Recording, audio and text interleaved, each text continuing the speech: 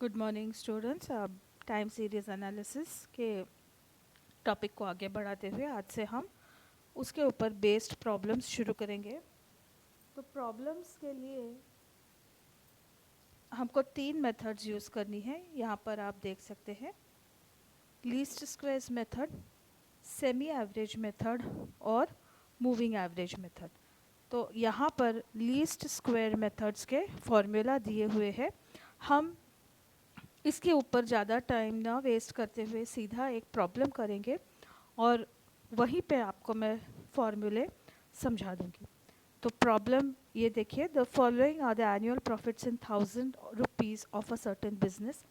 एक बिजनेस के प्रॉफिट्स दिए हैं आपको 1000 रुपीज़ में और ईयर दिए हैं। यहाँ पर आपको दिख रहे हैं ईयर और यहाँ पर आपको दिख रहे हैं प्रॉफिट जो है 1000 रुपीज़ में। तो ईयर कौन से दिख रहे हैं? 1978, 79, 80, 81, 82, 83 और 84। इस तरह से 7 साल के प्रॉफिट्स आपको दिए हैं 60,000, 72,000, 75,000, 65,000, 80,000, 85,000 और 95,000। और पूछा क्या गया है आपको करना ये है कि लीस्ट स्क्वेयर्स मेथड को यूज़ करते हुए इस इंफॉर्मेशन के लिए एक स्ट्रेट लाइन फिट करनी है, ट्रेंड लाइन ढूंढनी है। 1987 ईयर के लिए आपको प्रॉफिट एस्टिमेट करना है, शॉर्ट टर्म फ्लक्चुएशंस और शॉर्ट टर्म ऑक्सिलेशंस ढूंढने हैं और prove that summation y minus Y C is equal to 0 and prove that summation y is equal to summation Y C. तो इसके लिए किस तरह से इसको सॉल्व करना है, ये बनेगा हमारे सॉल्यूशन का टेबल। इस टेबल में हम एक एक करके कॉलम्स देखते हैं। पहला कॉलम है ईयर का, जो आपके प्रॉब्लम से उठाकर एज इट इज़ नोट किया है। 7 साल हमने नोट किए हैं, 78, 79, 80, 81, 82, 83 और 84।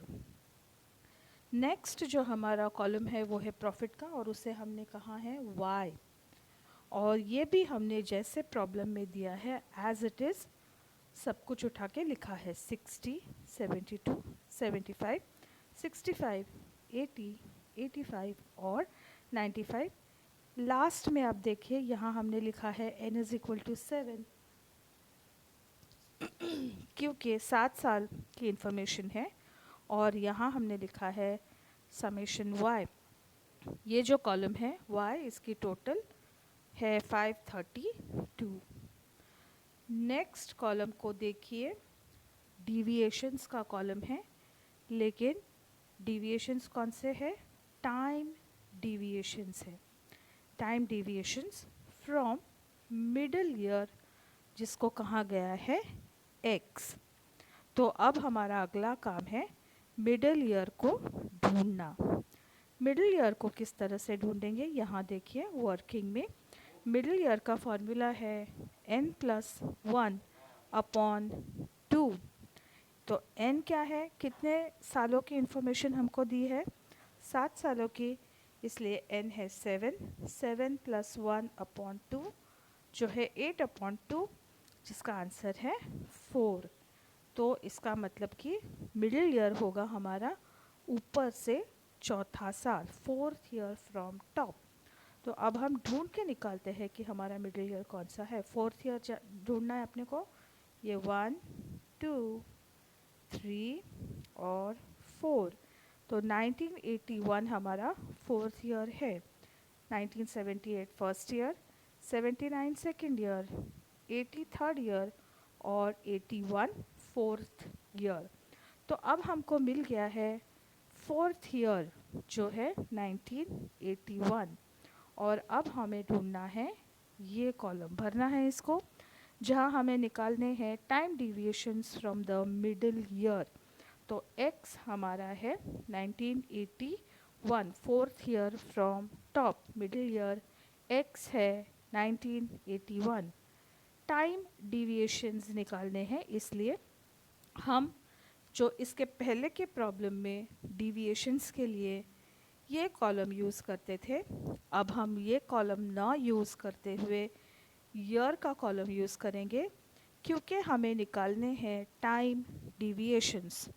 तो अब हम 1978 माइनस 1981 जो होता है -3, उसके बाद 1979 माइनस 1981 जो है -2, 1980 माइनस 1981 जो है -1, 1981 माइनस 1981 जो है 0, 1982 माइनस 1981 1, 1983 माइनस 1981 2 और 1984 माइनस 1981 3।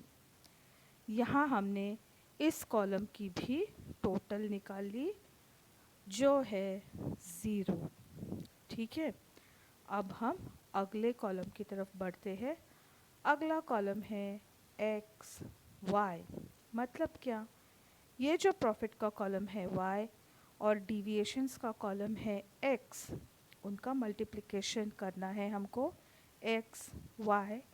साइंस को एज इट इज़ रखेंगे आप, तो 60 इंटू -3 होता है -180, 72 into -2 -144, 75 into -1 -75, 65 into 0 0, 80 into 1 80, 85 into 2 170 और 95 इंटू 3 285।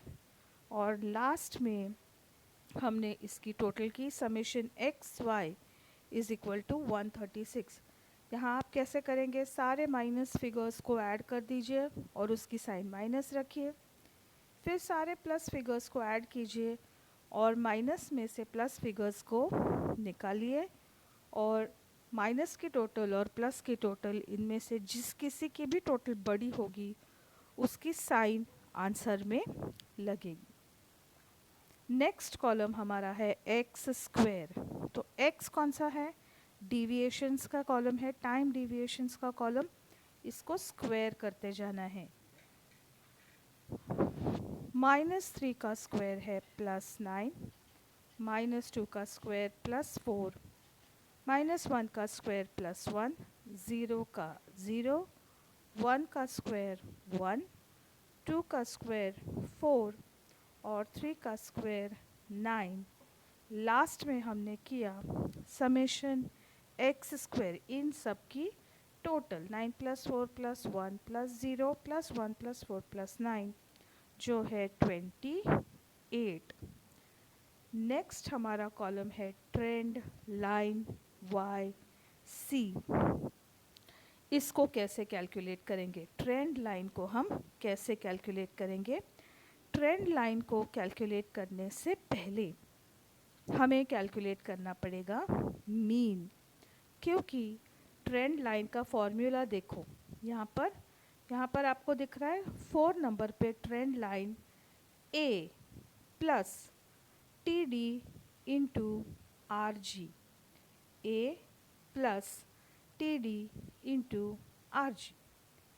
तो ए मतलब कि मीन, टी डी मतलब कि trend line, into R G मतलब कि रेट ऑफ ग्रोथ।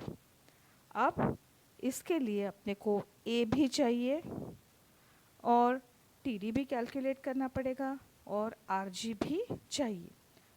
तो टी डी के लिए तो अपना कॉलम बनाया हुआ है हमने, और अब अपने को निकालना है ए और आर जी।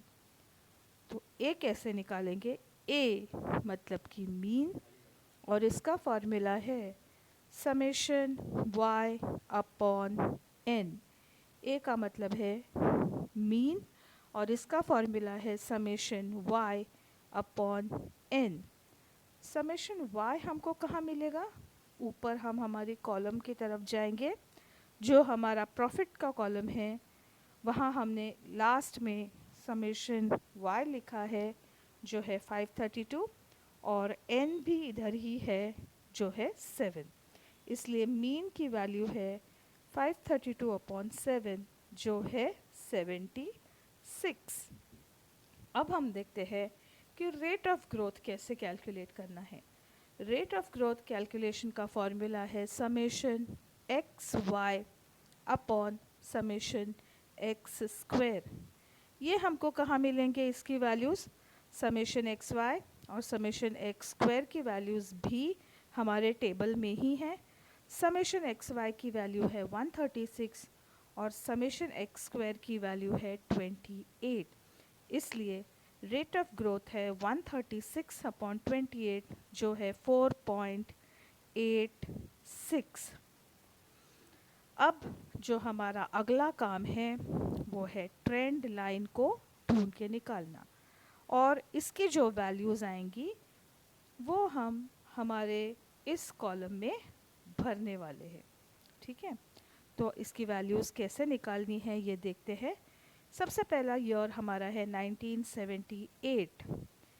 यहाँ हमने लिखा है -3 इंटू 4.86। तो -3 हमें कहाँ पे मिला है? -3 ये टाइम डिविएशन है।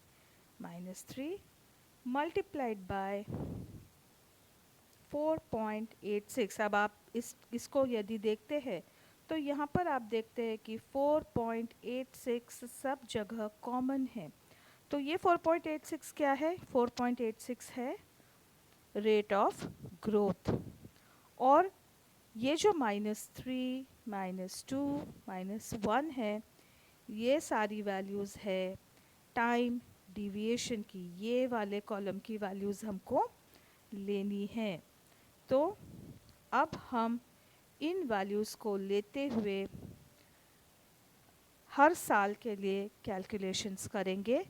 1978 के लिए है -3 क्या है? Time deviation. ये देखो टेबल हमारा और उसमें 1978 ईयर के लिए वैल्यू है -3। इसलिए यहाँ पर हमने लिया -3 इंटू 4.86 जो है रेट ऑफ ग्रोथ। इसका आंसर आया -14.9।